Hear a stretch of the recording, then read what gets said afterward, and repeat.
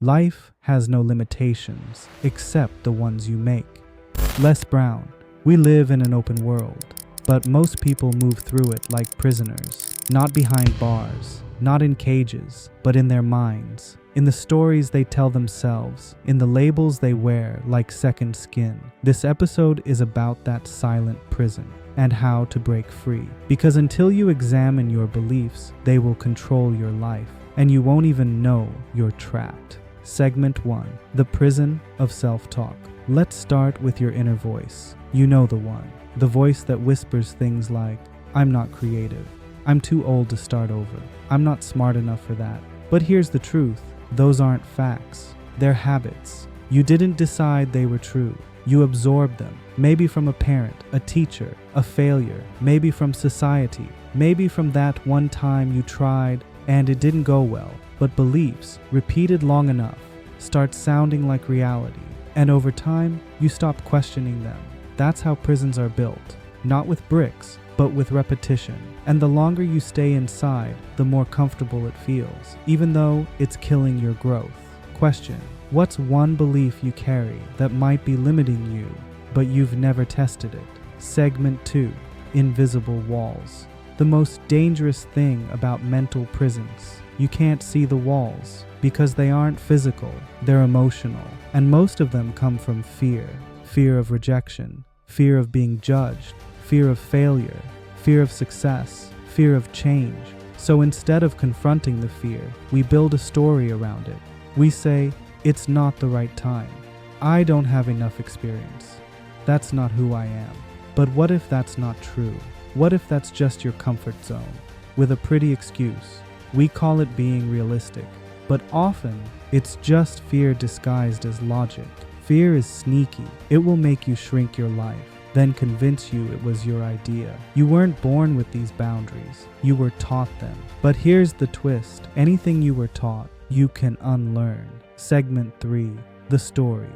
You tell yourself. The human brain is a storytelling machine. Every moment it takes input and turns it into a narrative. And those narratives become our identities. I'm a shy person. I'm bad with money. I always mess things up. But what if your story is just outdated? What if you've outgrown it? Let's pause here. What if you could rewrite the story? What if you said, I used to be shy, but I'm learning to speak up. I didn't understand money before, but now I'm learning. I've failed, but I've also grown. Every story has edits. Every identity is negotiable, but only if you start questioning the narrator. Segment 4. The first step to freedom. Freedom doesn't begin when your circumstances change. It begins when your mindset does. Ask yourself, what would I try if no one was watching? What would I chase if I wasn't scared of looking foolish? What would I say if I wasn't afraid to be misunderstood? Your fear isn't a stop sign. It's a signal. It tells you where the edge is, and that's exactly where growth lives. You don't need the whole plan. You don't need 100% certainty. You just need a single brave moment where you stop playing small and step into your real potential. Segment 5. Breaking the cycle.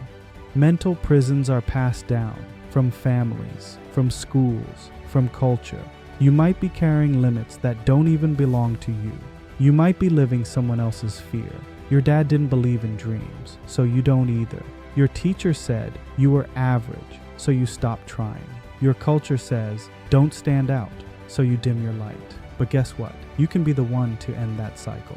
You can be the one who says, this story ends with me. Freedom isn't the absence of fear, it's the presence of clarity and the courage to move anyway. Segment 6. Rebuilding from the inside. Once you recognize the prison, you can start rebuilding your mind. Brick by brick. Replace self-doubt with self-inquiry. Replace fear with experiments. Replace comparison with curiosity. Start small. One challenge, one belief, one risk, and soon the cage gets bigger, then thinner, then it disappears, until you look around one day and realize you're free. Let's go back to Les Brown.